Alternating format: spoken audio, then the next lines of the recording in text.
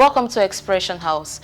Joining me now is the former Executive Director of Marine and Operations, Nigeria Port Authority, Dr. Sokonte Davies. You're welcome to the show, sir. Welcome. Thank you, ma'am. You did extremely very well in your tenure, in your efforts so far, the huge capacity you distributed. Thank you so much, sir. What can African leaders do at this point of time, considering the pandemic issue that is affecting our social and political interaction, from a place of strength and power to ensure a stable function? Well, you know that the strong point of African nations is largely agriculture. So, and in time past and even presently, we are largely growing and exporting raw materials, and our input into processing is very low. So I think that what African leaders should do now is to leverage on the strength we have, because economics is all about advantage, using a comparative advantage. We do have a comparative advantage over so many lines and climes.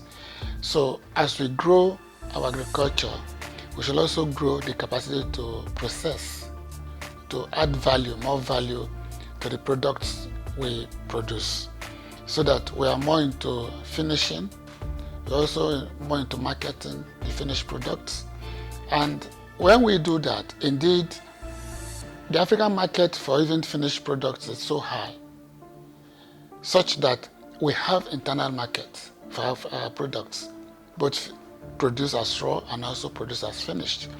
So that when the calculation and the benefits from finished products to come, our participation will also be very high. Because look at the price of coffee, for example. Coffee seeds, very low. And what is Africans' participation in the processing of coffee seeds, coffee beans, to coffee that we drink every day? The same for cocoa and so many other things. We have a lot of capacity for citrus, for mango, and all that stuff. It's only recently under the present administration, started with the past administration, but there was not much vigor. The present administration of Muhammad Buhari, that we have started increasing our capacity for exporting cassava, but even that as raw. So we really need to participate in the end products of our raw products. So that is why it's important to focus on one area. For this reason, I commend the present president of the African Development Bank, additional, and the challenges he's facing. You can understand why he's facing those challenges, because his policies are Afrocentric, and those who have benefited for all these years of our policies not being as Afrocentric won't be happy about it. But I also commend the leaders of Africa for standing behind him, that this one has brought credibility to the bank, he has brought visibility to the bank, he has brought stability, he has put in place sustainable development programs that will make sure that Africa and African nations are on the right footing. Facing the Africa history and the struggle for Africa, how can the mindset of Africans be repositioned for a global change and function? To change a mindset is not a snap of the finger thing. It's not a one-off thing. It's a gradual process. Over years, we have somehow hated ourselves. We have somehow not worked together. But when the leaders begin to show that attitude of working together, because essentially, the average African looks up to his leader because of our tribal nature of our communities. We look up to our leaders. So when our leaders begin to not only make the right noises but act in the right way, it begins to trickle down on us. And when our leaders stand firm to corresponding responses to negative attitudes, it will send a clear message that the leaders will not condone that. For example, sadly, but let's take the issue of xenophobia that happened in South Africa. If the South African leadership has quickly responded to it, arrested the situation, made statements and comments condemning it, the tendency to continue it to the extent it went would have been reduced. So these are the actions we expect. Most people like blaming the next person for his or her own woes or faults. Meanwhile, this is happening because of wrong choices and wrong decisions. But the tendency to blame others is always very high. So when leaders who see better, who know better, begin to condemn that, the message will go. Not everybody will catch it immediately. There's some people who, late starters, will not even start at all. And those who are in front will turn back and say that there are not too many people behind them. Then they'll be able to use their tongue to count their teeth, as we usually say. Exactly. Now, how can we have a diplomacy conversation in rebuilding Africa's structure? The diplomatic conversation started on, like I said, the support the African leaders have given to additional. It's the right step. It's the right step.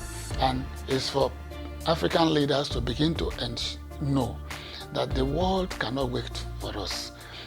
There are standards now we cannot redefine. Standards have been set. There are certain ways you do certain things, people will not take you seriously. And also there are certain ways if you start to do things, people will begin to know that that is where to go to. So these are the things that need to be done. We should begin to place right people in right places. We should begin to give credit or merit to those who merit it. Of course, there are some places you still bring up some issues of affirmative action because not all the places are equally developed. But affirmative actions should not be the defining thing. It should be a corrective measure. It should not be a policy that will define everything. It should be a policy to address notable inadequacies, notable gaps. And these are the things. So these are the things that are expected from African leaders as Africans. Nigeria is being known for a country that have so much natural resources. Now, how can the leaders use these natural resources to create more jobs opportunity for the citizens? The present president has really put things in motion. Some people say, and it's true, that our problem is not lack of policy. Our problem has always been the willingness and readiness and showing the political capacity to implement policies. And let us take the TSA policy of the government, for example. Buhari didn't bring it up. The people that brought that policy couldn't implement it for one reason or the other. President Buhari came and said, that is the government policy. And we know the positive things. And that is why, under this difficulty of even when oil was given for free of charge, it was for $0 per barrel, nobody was taking it. We are still not going to face the dire consequences of that action, if as much as we should face, if this policy was not in place. So the policies are there. The central bank has voted earmarked a lot of money for agricultural development and for small and medium scale enterprises. So a lot of people still believe that they will not give to you unless you know somebody or you know somebody. They have not tried. It's just a perception. The central bank has also asked the banks to reduce interest rates on agricultural activities, economic activities, and loans to small and medium scale enterprises. But people are still not cashing in on it. They're not grabbing it as they should. And when they go, a few questions are asked and a few requirements are, they just give up and everything. Because the mindset is not really willing to go there. It's actually a process of changing our mindset to believe that first and foremost, you still meet difficult people who would like to make things difficult. But then that is no longer the policy. Before, when people show difficult, when people bring obstacles in the processing process, nothing happens. But now it's no longer so. Somebody must ask questions. Somebody pays for it. So these are the things we need to leverage on. Everyone will not be in place before things work. Things will start somewhere. And we should be willing to start somewhere. And the sad thing is that many people are not doing anything. A few are benefiting from it.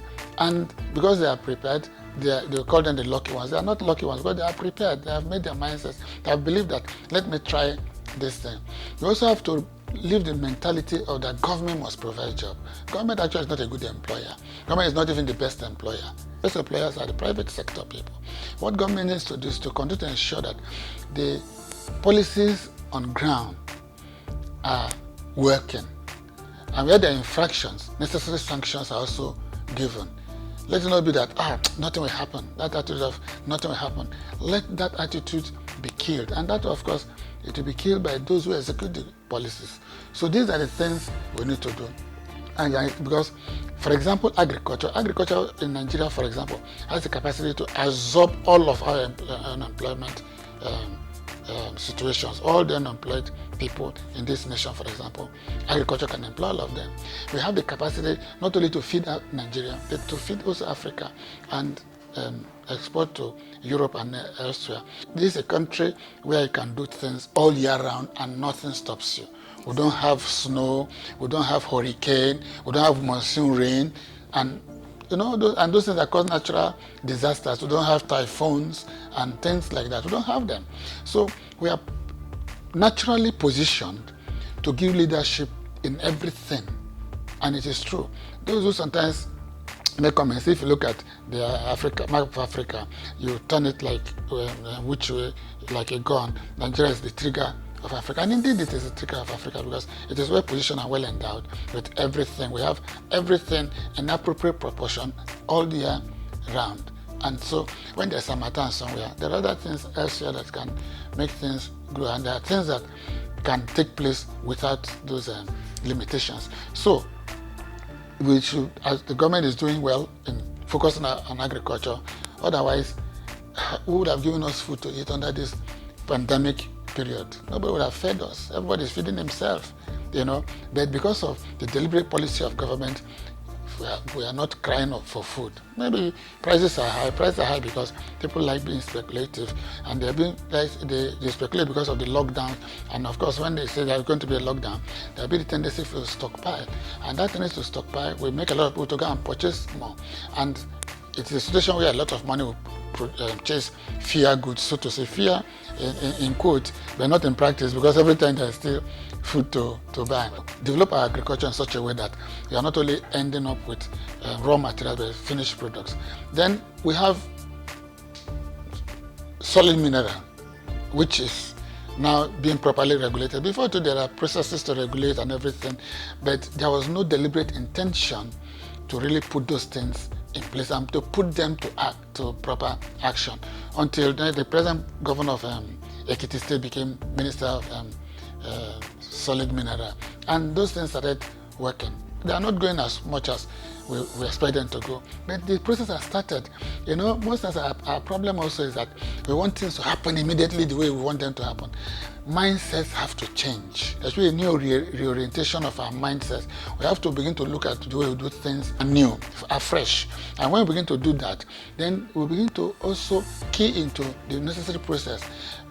If offenders are given adequate punishment, there will be offenders, but the number will be reduced. In centuries, people living in the African diaspora were marginalized as part of the legacy of slavery and colonialism. Dealing with the issues of racism, what effort should be put in place to fight it? First, we have come to the concept and belief that we are living in a global village. So the issue of migration and migration and all these things are now mixed up. If you're a diasporian, for example, an African diasporian, there are two options left for you. One, you are there, you seek the piece of the land and eat the fruit therefrom, or you relocate. Simple. Capacities have been developed in such a way that you cannot do it with anybody anymore. This issue of that you are not an indigene or you are from somewhere. Yeah, everybody came from somewhere. Even Nigerians, even as a Calabari man from Tombia, we came from somewhere. So everybody is moving. The thing is that the movement that made people to be where they are is no longer in that quantum anymore. But people are still moving. We should also understand that environment shapes the thinking of people. Environment has the capacity to influence your conduct, your behavior, your attitude. There are very few people who grew up in a poor neighborhood that rise up to break that influence. And so if I think that I'm in government position and I think that some set of people are a problem to the system, then if I am an authentic leader, then what I need to do is to uplift the people, to create positions, to bring out policies government interventions that will change the narrative there, that will change the story there.